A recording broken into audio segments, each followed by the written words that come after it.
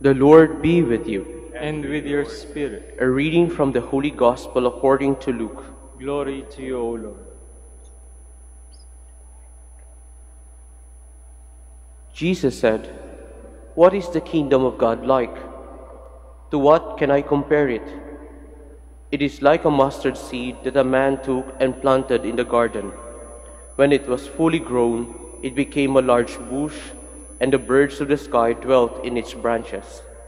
Again he said, "To what shall I compare the kingdom of God? It is like yeast that a woman took and mixed in with 3 measures of wheat flour until the whole bunch of dough was leavened." Brothers and sisters, the Gospel of the Lord. Praise to you, Lord Jesus Christ. Please be seated. Good morning at welcome po sa Minor Basilica of Our Lady of the Rosary of Manaoag. Meron pong mayaman, pero ang kanyang problema ay wala siyang tagapagmana.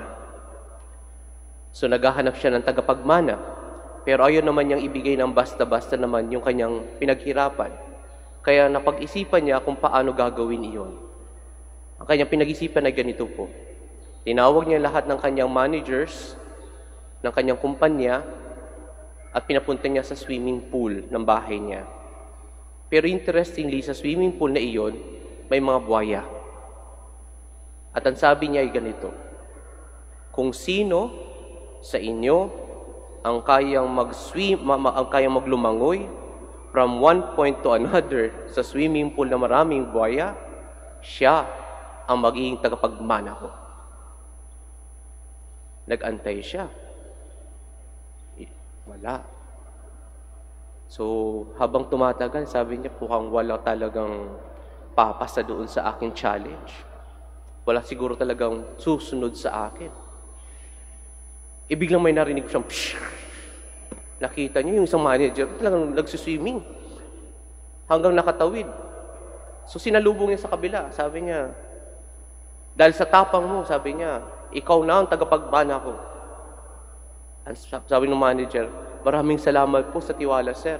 Pero bago ang lahat, gusto ko munang itanong sinong tumulak sa akin. Mga kapatid, lahat tayo sa buhay ay may hinaharap na problema siguro. In what point of our life, we have faced a problem. In one point of our life, we have faced difficulties. At one point of our life, probably we told ourselves, pagod na ako. Nakakapagod. Especially at the moments that it is so difficult to be who we are. But our Lord is telling us today that there's something more about life.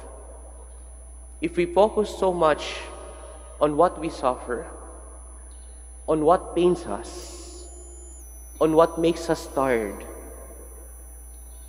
it will be very difficult for us, mga kapatid, to see that there's more in life.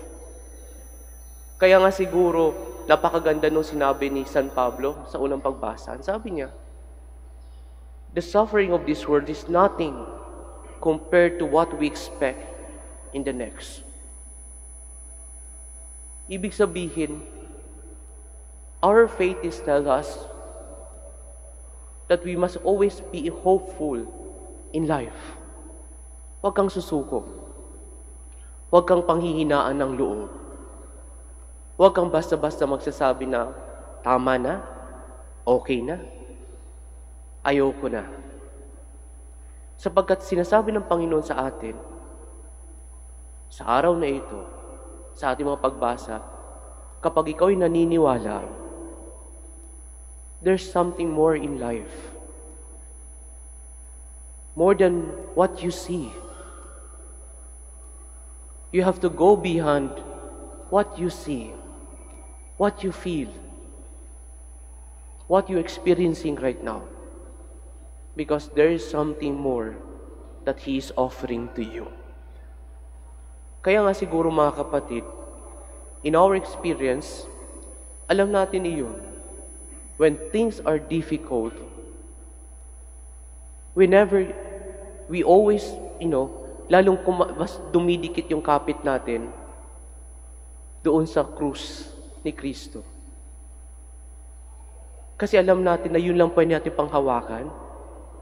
Kaya nga isipin nyo na lang yung lalaking tinapon doon sa swimming pool ng mga buhaya. Habang siguro nagsiswimming siya. Hindi niya iniisip, sinong tumulak sa akin?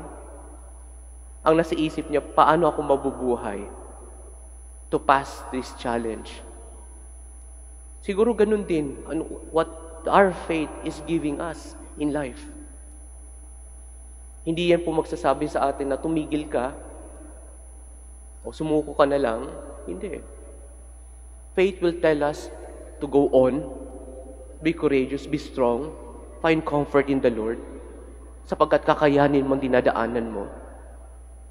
Yun ang sinasabi ng pananampalataya. Kaya nga siguro mga kapatid, yung examples na ibinigay ng Panginoon as parables, as stories, it's all about growing something inside you that makes you even a better person. That there's something more in you that is growing, that you can hold, that you can face any problems or difficulty in life. Kahit napapagod ka, kahit nasasaktan ka, there's something more in life. Alam natin iyon. And be confident, because the Lord is faithful. Because the Lord is trustworthy. He will never abandon you. Because suffering in the first place was never part of God's plan. Hindi ito parte ng plano ng Diyos. Alam natin ito. It entered because our first parents committed a sin by being disobedient to God. It was never part of God's plan. Kaya nga siguro, yung problemang create ng unang magulang natin, God was trying to resolve it by sending His Son to us, by telling us that there is hope. Just keep faith. Keep your faith in God. Let us keep our faith in God, because there is always hope. And dear brothers and sisters, today, if you feel down, you're feeling down, and you feel that you are in pain, that you are in difficulty, sinasabi ng Panginoon sa iyo, maniwala ka, andyan ako, sasamahan kita. You're never alone, because there's something more that I want to give you. Amen.